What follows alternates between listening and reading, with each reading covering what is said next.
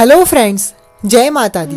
कैसे हैं आप सब दोस्तों? बताने के लिए कमेंट में जय माता दी जरूर लिखिएगा।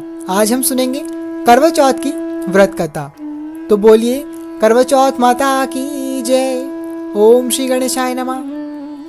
बहुत समय पहले की बात है। एक साहूकार के 7 बेटे और उनकी एक बहन करवा थी। सभी 7 भाई अपनी बहन से बहुत प्यार करते थे, यहाँ तक कि वे पहले उसे खाना खिलाते और बाद में स्वयं खाते थे। एक बार उनकी बहन ससुराल से मायके आई हुई थी।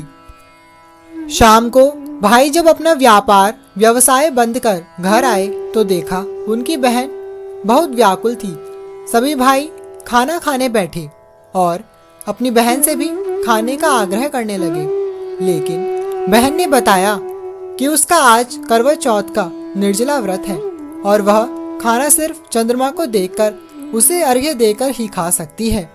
चूंकि चंद्रमा अभी तक नहीं निकला था, इसलिए वह भूख प्यास से व्याकुल हो उठी है। सबसे छोटे भाई को अपनी बहन की हालत देखी नहीं जाती और वह दूर पीपल के पेड़ पर एक दीपक जलाकर चलने की ओट में रख देता है।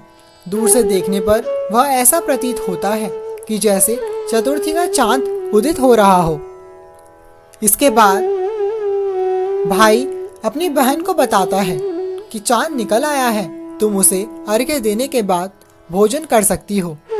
बहन खुशी के मारे सीढ़ियों पर चढ़कर चांद को देखती है, उसे अर्घ्य देकर खाना खाने बैठ जाती है। लेकिन जब वो खाना खाने बैठती है तो वह पहला टुकड़ा मुंह में डालती है तो उसे छींक आ जाती है।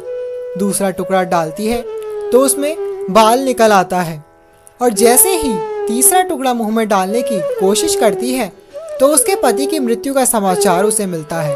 वह बौखला जाती है। उसकी भाभी उसे सच्चाई से अवगत कराती है कि उसके साथ ऐसा क्यों हुआ। करवा चौथ का व्रत गलत तरीके से टूटने के कारण देवता उससे नाराज हो गए हैं और उन्होंने ऐसा किया है। सच्चाई जानने के बाद करवा निश्चय करती है कि वह अपने पति का अंतिम संस्कार नहीं होने देगी और अपने सतीत्व से उन्हें पुनर्जीवन दिलाकर रहेगी। वह पूरे 1 साल तक अपने पति के शव के पास बैठी रहती है, उसकी देखभाल करती है। उसके ऊपर उगने वाली सुईनुमा घास को वह एकत्रित करती रह जाती है। 1 साल बाद फिर करवा चौथ का दिन आता है। उसकी सभी भाभियां करवा चौथ का व्रत रखती हैं। जब भाभियां उससे आशीर्वाद लेने आती हैं तो वह प्रत्येक भाभी से यम सुई ले लो पिया सुई दे दो, यम सुई ले लो पिया सुई दे दो, यानी मुझे भी अपनी जैसी सुहागन बना दो, ऐसा आग्रह करती हैं। लेकिन हर बार भाभी उसे अगली भाभी से आग्रह करने का कह चली जाती हैं। इस प्रकार जब 6ठे नंबर की भाभी आती है तो करवा उससे भी यही बात दोहराती है। वह भाभी उसे बताती है कि चूंकि सबसे छोटे भाई की वजह से उसका व्रत टूटा था, अतः उसकी पत्नी में ही शक्ति है कि वह तुम्हारे पति को दोबारा जीवित कर सकती है। इसलिए जब वह आए तो तुम उसे पकड़ लेना और जब तक वह तुम्हारे पति को जीवित ना कर दे उसे नहीं छोड़ना। ऐसा कहकर वह चली जाती है। सबसे अंत में छोटी भाभी आती है। करवा उनसे भी सुहागिन बनने का आग्रह करती है, लेकिन वह टाल मटोली करने लगती है। इसे देख करवा उन्हें जोर से पकड़ लेती है और अपने सुहाग को जीवित करने के लिए कहती है। भाभी उससे छुड़ाने के लिए नोचती है, खसोटती है, लेकिन करवा नहीं छोड़ती है। अंत में उसकी तपस्या को देख भाभी पसीज जाती है और अपनी छोटी उंगली को चीरकर उसमें से अमृत उसके पति के मुंह में डाल देती है। करवा का पति तुरंत श्री गणेश कहता हुआ उठ बैठता है।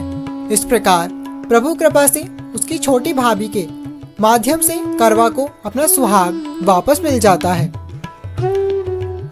हे श्री गणेश, माँ गौरी, जिस प्रकार करवा को चिर सुहागन का वरदान आपसे मिला है, वैसा ही सब सुहागिनों को मिले। बोलिए गणपति महाराज की जय, करवा चौथ माता की जय, शिव पार्वती की जय। इसी के साथ करवा चौथ की व्रत कथा संपूर्ण होती है। अगर आपको मेरा वीडियो अच्छा लगा है तो प्लीज़ इसे ज़रूर लाइक कीजिएगा, ज़रूर लाइक कीजिएगा। और अगर अभी तक आपने मेरे चैनल को सब्सक्राइब नहीं किया है तो दोस्तों मुझसे जुड़े रहने के लिए मेरे चैनल को ज़रूर सब्सक्राइब कर दीजिएगा। ये माता रानी का चैनल है, प्लीज़ इसे ज़रूर सब्सक्राइब कीजिएगा। दोस्तों करवा चौथ की व्रत, पूजा विधि ये सभी मैंने बताए हैं, आपको डिस्क्रिप्शन बॉक्स में लिंक मिल जाएगा वीडियोज़ का। प्लीज़ उन्हें ज़रूर देखिएगा और ज़्यादा से ज़्यादा लोगों तक शेयर कीजिएगा। इसी तरह जुड़े रहिएगा। अब मिलेंगे हम अगले वीडियोज़ में। Thank you all, love you all, जय माता दी।